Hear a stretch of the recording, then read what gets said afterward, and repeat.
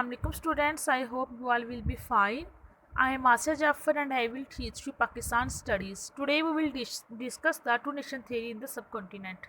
हम ये देखेंगे कि सब कॉन्टिनेंट में टू नेशन थ्योरी किस तरह से स्टार्ट हुई थी. In previous lecture we have discussed the introduction and definition of two nation theory, and today we will see that how it started. First of all, we will revise the definition of two nation theory. Two nation theory implies that the Hindus and Muslims are the two largest nations in the subcontinent, but these two nations have not been able to mix with each other despite living together for centuries. यानी कि two nation theory का मतलब ये है कि बड़े सगीर में दो बड़ी नेशंस थी, हिंदू एंड मुस्लिम. ये दोनों नेशंस, ये दोनों कौमें बहुत सदियों तक साथ रहीं, लेकिन इतना अरसा साथ रहने के बावजूद भी ये आपस में घुल मिल ना सकें. ये दोनों नेशन आपस में क्यों घुल मिल ना सकें, क्यों मिक्सअप ना हो सकें? क्योंकि इनका culture, tradition, religion, each and everything of this two nations are different. इस वजह से ये दोनों नेशंस आपस में घुल मिल ना सकें. अब ये क्वेश्चन राइज होता है कि ये दोनों नेशन जो थी ये बड़े सगीर में सब कॉन्टिनेंट में रह रही थी, ठीक है, तो इन दोनों को ये रहती, ये उधर ही रहती इकट्ठी, इनको अलग होने की ज़रूरत क्यों पेश आई? स्टूडेंट सब कॉन्टिनेंट में जो बहुत सी नेशन थी, लेकिन जो मेजर इनकी लार्जेस्ट नेशन थी वो हिंदू एंड मुसलमान थे, ठीक है. जब हिंदुओं का बिहेवियर मुसलमानों के साथ हार्श हो गया तो मुसलमानों को फिर इस चीज़ की ज़रूरत महसूस होने लगी कि हमारी एक सेपरेट आइडेंटिटी होनी चाहिए, क्योंकि मुसलमानों को इस बात का ख़दशा पैदा हो रहा था कि अगर ऐसा हुआ तो कहीं ऐसा ना हो कि हम अपने मज़हब से पीछे हट जाएं, हम अपने ट्रेडिशंस को छोड़ दें. लिहाजा इन सब चीज़ों को बरकरार रखने के लिए मुसलमानों ने सोचा कि नहीं, अगर ये सब चीज़ें ही नहीं होंगी तो हमारी तो कोई आइडेंटिटी नहीं होगी. तो फिर मुसलमानों ने सोचा कि हमारी एक सेपरेट आइडेंटिटी होनी चाहिए, और इस सेपरेट आइडेंटिटी के लिए उनके लिए एक अलग स्टेट का होना ज़रूरी था, जो कि उन्हें पाकिस्तान की सूरत में मिली. ठीक है स्टूडेंट्स, अब हम देखते हैं कि two nation theory subcontinent में किस तरह से स्टार्ट हुई थी. Two nation theory began with the arrival of Muhammad bin Qasim in 712. ठीक है, 712 में जब मोहम्मद बिन कासिम बड़े सगीर में आए तो तब टू नेशन थ्योरी शुरू हुई थी. He defeated Raja Dahir of Sindh, the last Hindu ruler. जो राजा दाहिर था उस वक़्त वो सिंध का रूलर था और वो लास्ट हिंदू रूलर था. मोहम्मद बिन कासिम ने राजा दाहिर को डिफीट किया, उसे शिकस्त दी.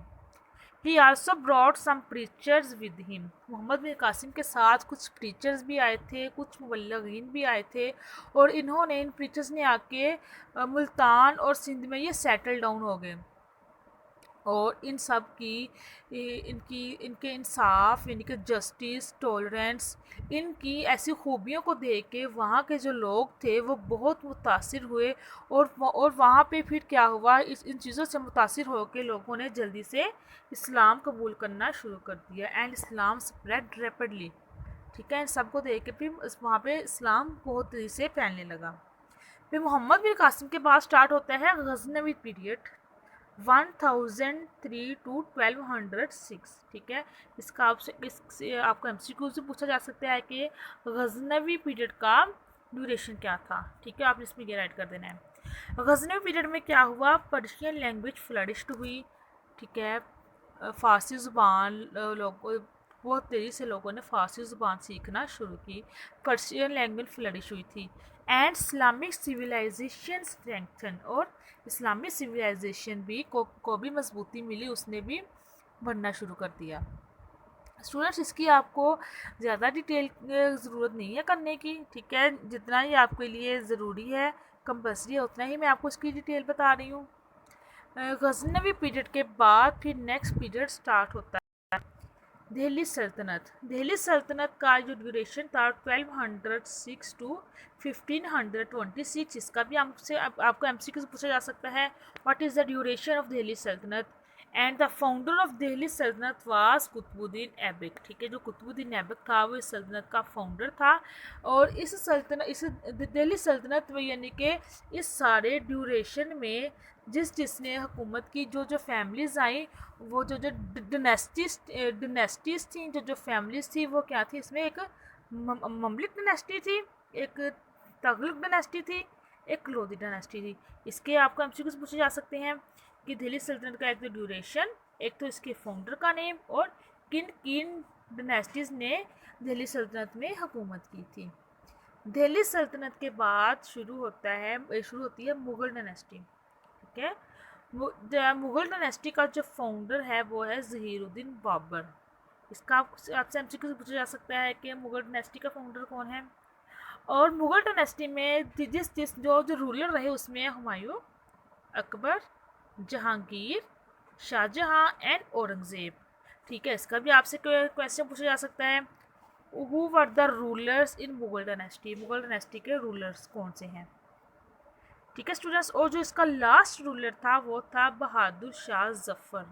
बहादुर शाह जफ़र मुग़ल डायनेस्टी का लास्ट रूलर था and he was imprisoned by the British after the war of independence. यानी कि 1857 की वार के बाद ब्रिटिश ने इसे इम्प्रिजन कर दिया, इसे कैद कर दिया और इसे रंगून भेज दिया, जहाँ पे इसकी डेथ हुई और फिर वहाँ ही इसको दफना दिया गया। ठीक है स्टूडेंट्स, ये थे हमारे के किस तरह से सब कॉन्टिनेंट में टू नेशन थ्योरी स्टार्ट हुई, पहले कौन आया फिर उसके बाद।